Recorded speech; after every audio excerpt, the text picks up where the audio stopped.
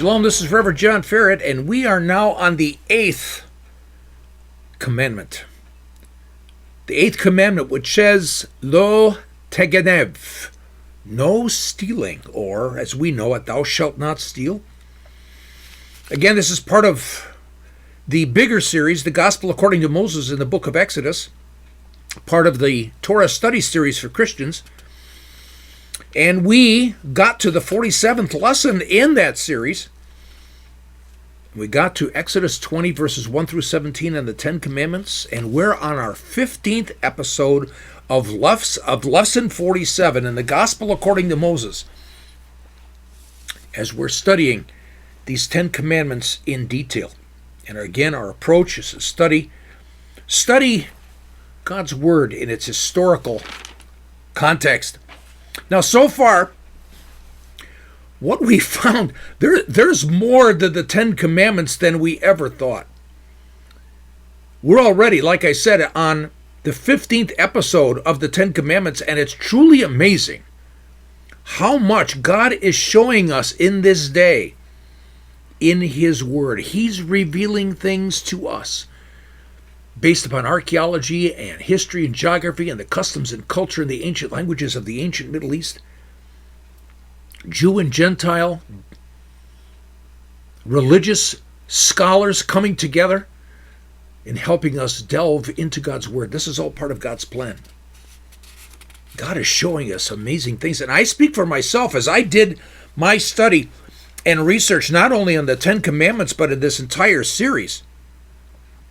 The Lord Himself, Adonai, opened up doors for me, and I went through those doors that He opened, and resulted in me learning His 10 Commandments, for example, in deeper ways, and so that I can bring these very expansive lessons on God's covenant. He said, the 10 Commandments is my covenant. He said this in Exodus 34:28. And I was just blown away at what I didn't see.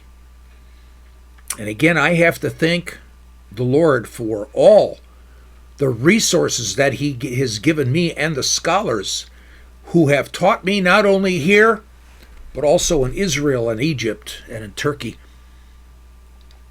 So I wanted to thank Dennis Prager, the author of the Rational Bible, both Exodus and Genesis and Deuteronomy. He's doing Torah commentary for those Jewish believers in Judaism, but also for Christian believers in Christianity. We share the same Old Testament. We share the same Torah. Or the JPS Torah commentary, the one that we're focused in right now, obviously, is in the book of Exodus, written by Nahum Sarna. Brilliant scholar. And again, both Dennis Prager and Nahum Sarna will take us into the historical background and into the Hebrew. Dr. John Careed, an Egyptologist, a theologian, one of the key scholars in the New Archaeological Study Bible, well known, and he's done a complete Torah commentary. Or Craig Keener in his Cultural Study Bible. Or David Stern in a Jewish New Testament commentary. And there's just so many more. And I just hope that those of you that have been with me have been blown away just like me, as you've joined with me in this amazing journey. So we're on the 8th commandment, no stealing. And in this episode, I really need to say that all the ideas that we're going to be talking about, probably 95% of the ideas, I'm really getting from Dennis Prager. Dennis Prager has taught the Torah for 25 years, and I have all of his audio sessions. I highly recommend getting all 25 years worth. Little expensive, but you will go into the Torah in depth. And then his books, the Exodus, Genesis, and Deuteronomy. His Torah commentary that he calls the Rational Bible.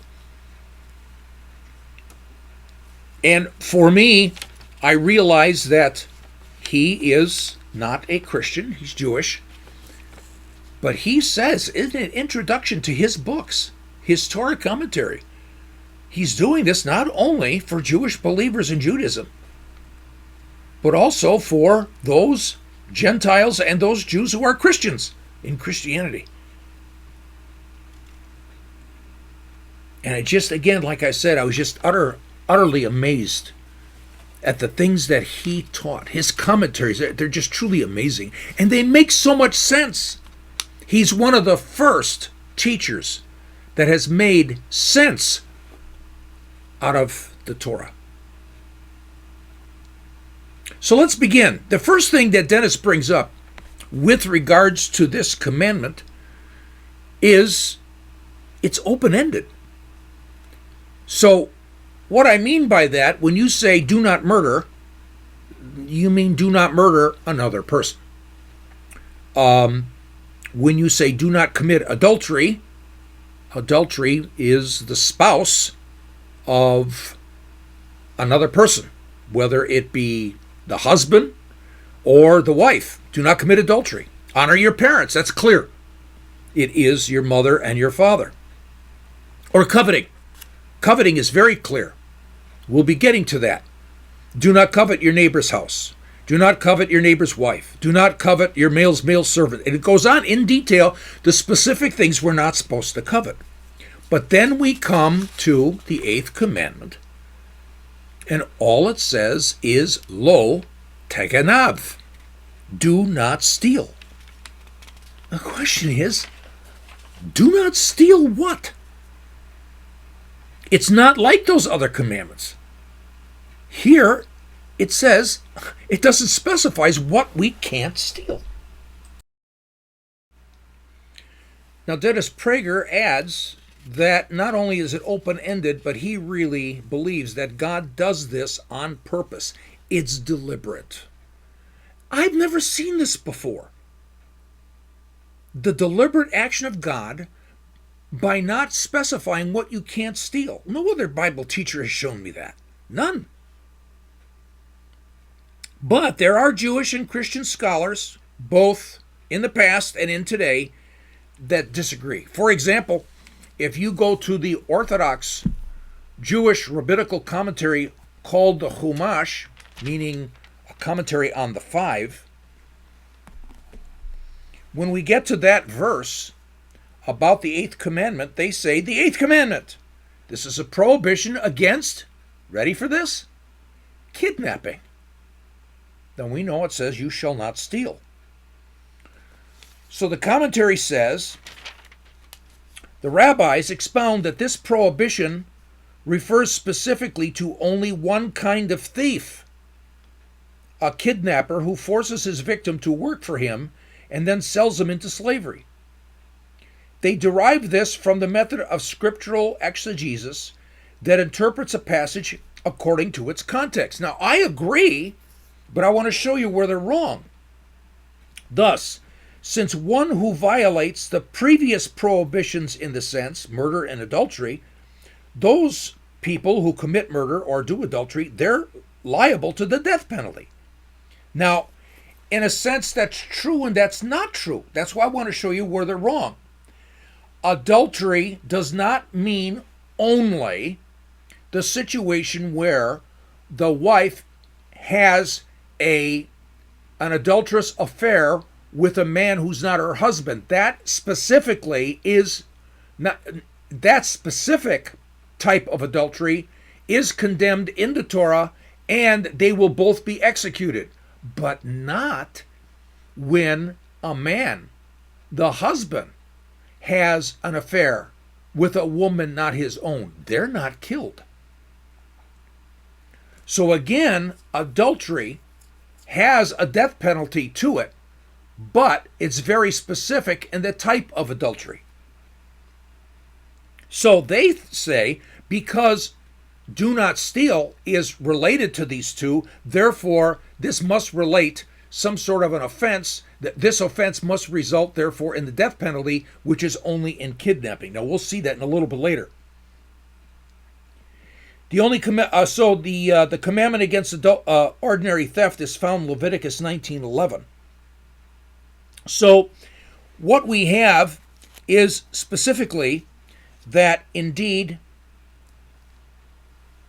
they're saying do not steal only means kidnapping. Now, must? Who says? It's just rabbinical opinion.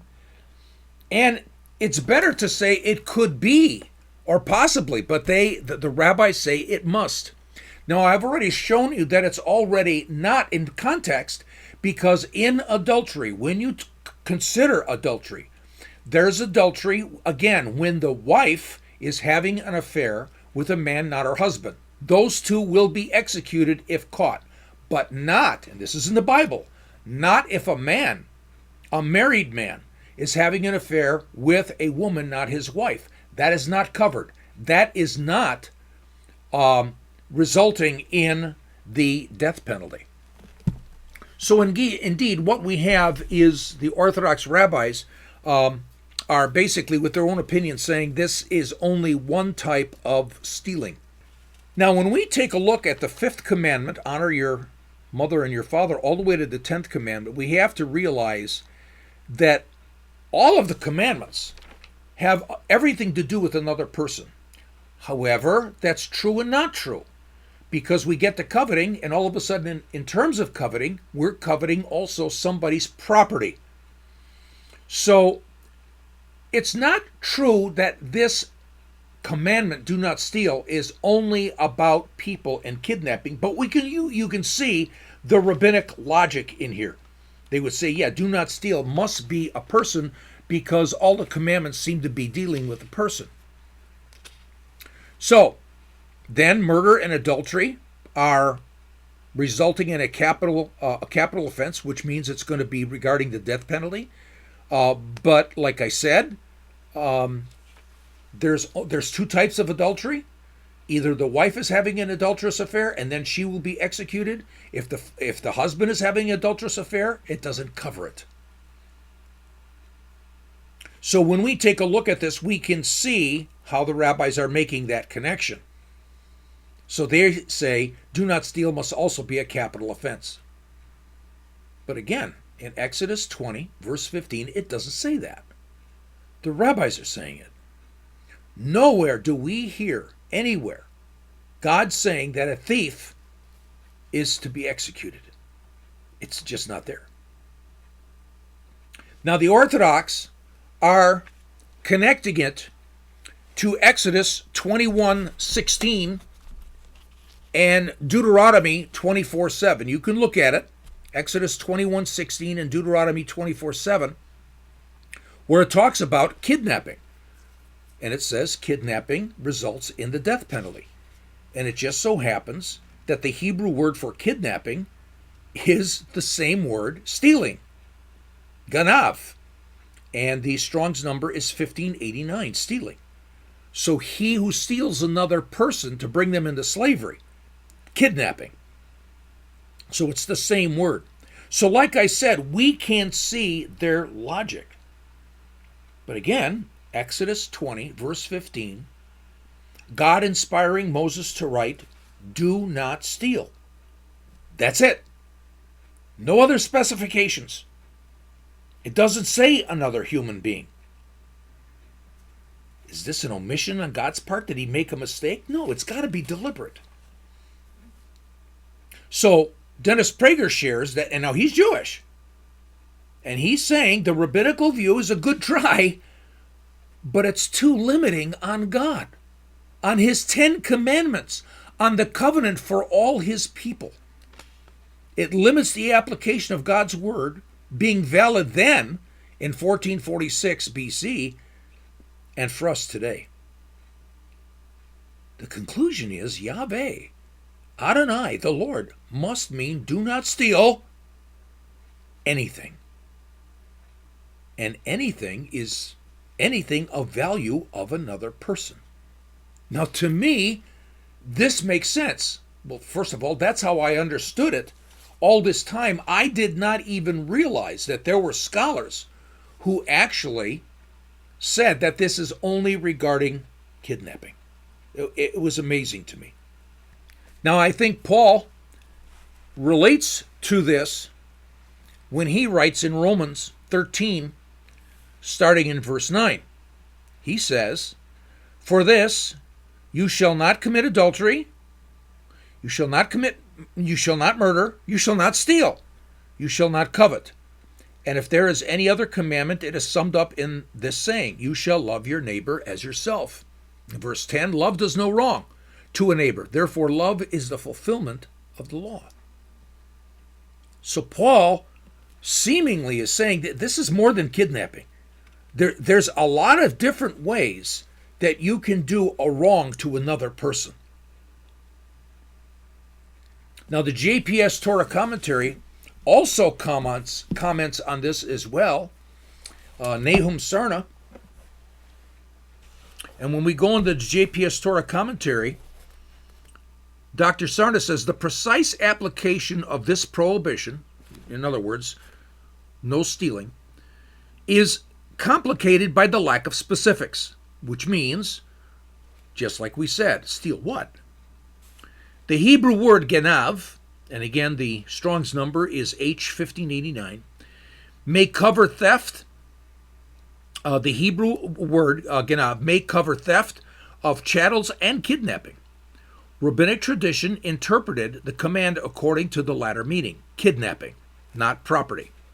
Many modern scholars do likewise, arguing that otherwise there would be an overlapping with the last commandment. That, in the context of the foregoing items, a capital offense rather than a tort is more likely. So again, what they're saying is, in context, this has got to be related to do not murder, capital offense, you'll be executed. Do not commit adultery, again, for the wife who's having an adulterous affair with a man. The capital offense, they'll be executed. And so again, what Nahum Sarna is commenting on is this is where the rabbis are coming up with it. And he goes on to say the protection of individual property rights would not have played sufficiently a significant role to have warded an inclusion. Now, he said these considerations are not entirely persuasive. And he said when you take a look at other verses like Jeremiah 7:9, or Leviticus 19:11, or Hosea 4:2, in all three of those verses it talks about not stealing. And it never specifies exactly what. It doesn't even relate to kidnapping. It's just do not steal. It would seem best then, as Sarna would say, not to define this commandment so narrowly as to exclude it from its scope of the protection of an individual's property rights. And again, that makes sense. And it makes sense especially for us, because probably all of us who hear that commandment, thou shalt not steal, you'd say, yeah, don't steal anything.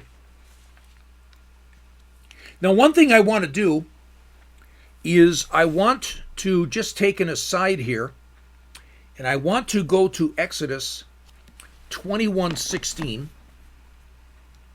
and in Exodus 21:16, take a look at it and read that, and it says, he who kidnaps a man, or a woman for that matter, whether he sells him or he is found in his possession, shall surely be put to death.